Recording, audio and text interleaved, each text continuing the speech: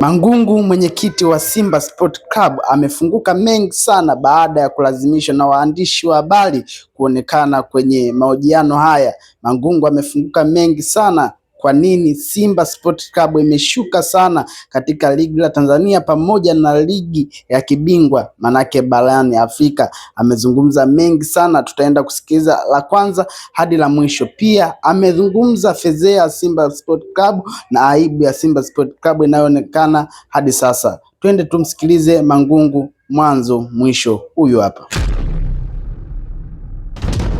Kuna kiwango cha chini ambacho kilikuwa ni 50.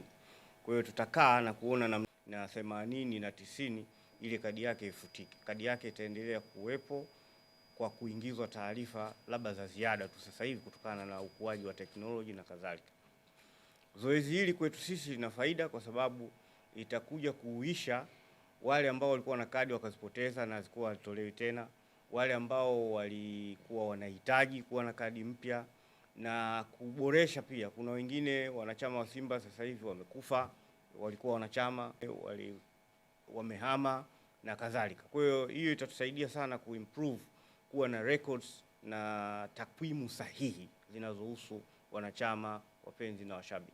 Licha ya kuwa tuna mahitaji makubwa ya wanachama ambao wanapenda kujiunga na klabu yao zaidi ya 2 milioni na tulifanya hiyo testing. Kwa hiyo tunaamini kabisa tutakapoanza tutaweza kujua kama kweli kulikuwa kuna uhitaji na kadhalika, na mambo mengine yatakuja kujifidia. Elewa mantiki ya swali lako la pili, lakini zoezi la utoaji kadi ni zoezi endelevu kwa sababu Simba ni taasisi inayoishi. Kwa hiyo taasisi inayoishi inaendelea kufanya kazi zake siku hadi siku. Tulisitisha utoaji wa kadi kwa miaka hiyo kutokana na mambo ambayo tulikuwa tunafikiria kuyafanya, lakini tumeona kwamba kuna ulazima wa kurudisha utoaji wa kadi ili wanachama wengi zaidi waweze kutoa mchango katika maendeleo ya klabu yao na ushiriki wao katika klabu yao. Kwa hiyo haiwezi kuwa ni jambo ambalo litaenda kwa muda, hapana. Hilo linakwenda tena for life. Lakini vigezo na masharti ya wanachama, ukirudi tu kwenye katiba ya Simba inasema nani mwenye sifa ya kuwa mwanachama. Na ndio maana sisi kadi zetu tulishasema na tunarudia kusema tena, hatuwezi kwenda kwenye maeneo ya masoko au maeneo ya mikusanyiko kuwaweka watu pale wacheze mziki sio na nini tufanye promotion, hapana. Kadi zetu sisi tutafuata utaratibu unaotakikana. Mwanachama ataomba kupitia kwenye tawi lake la karibu. Kutakuwa na aina tofauti za matawi. Kwa mfano, tunayo request ya wanachama ambao wako Uingereza, wako Japani, wako Uholanzi. Hata hapa nimepokea message kutoka kwa mtu mmoja anaitwa James Boze, anasema bwana wao wanataka kufungua tawi lao Amsterdam. Kwa hiyo tutakuwa na virtual branches ambazo zitahusu zaidi watu wako nje, Afrika Kusini na sehemu mbalimbali.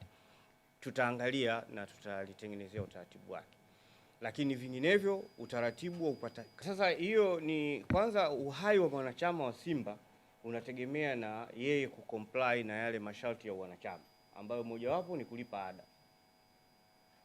Haijawahi kutokea wakati kwamba kadi ikawa na expiration, kwamba hii itakuwa valid mpaka tarehe fulani, hapana. Kadi zitakuwa na hadhi yake ya kuwa mwanachama kwa muda wote, lakini ili uwe mwanachama hai ni lazima ulipe ada. Kwa hiyo huyu ambaye alikuuliza swali hilo, kwa bahati nzuri tu wewe ukuwahi kuwa umefahamu. Wanachama wa Simba unakuwa hai pale unapolipia ada na unapokidhi masharti yote yaliyowekwa kwa mujibu wa masharti ya wanachama. Na ili tuweze kuwa sawa, tutaielekeza management leo ipost ile sehemu ambayo inaelezea nini masharti ya mtu kuwa mwanachama wa Simba Sports Club, ili kila mmoja awe na uhakika, awe anaona. Kuna wengi ndio wanaweza wakawa wana kadi, lakini kuna wengi hapa wanapiga porojo tu, hata hiyo kadi hawajawahi kusikia ikoje. Mkataba upo na tutaeleza manufaa ya mkataba na masharti mengine ya mkataba, lakini kwa sasa tuelewe tu kwamba kampuni hii imepata haki hiyo ya kushirikiana na Simba. Kwa hiyo ukomo wa mkataba utakuja kuzungumzwa, na kuwa na kampuni hii haimaanishi huko baadaye hamna mabadiliko mengine yanaweza kutokea. Kampuni zina uhai wake na zina mambo yake, lakini Simba itaendelea kuwepo kwa sisi tuliokuwepo sasa na hata wengine watakao kuja huko baadaye.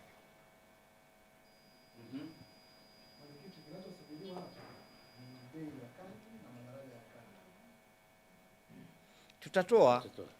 Sasa hatukusema kwamba lazima leo tuje kusema kila kitu, ili na sisi tuwe na muda wa maandalizi. Nadhani umenisikiliza nilichosema mwanzo kwamba tumewatangaza hawa kwa sababu katika uandaaji wao watahitaji kuwasiliana na mamlaka za serikali, kuwasiliana na wanachama, kuwasiliana na wadau wengine.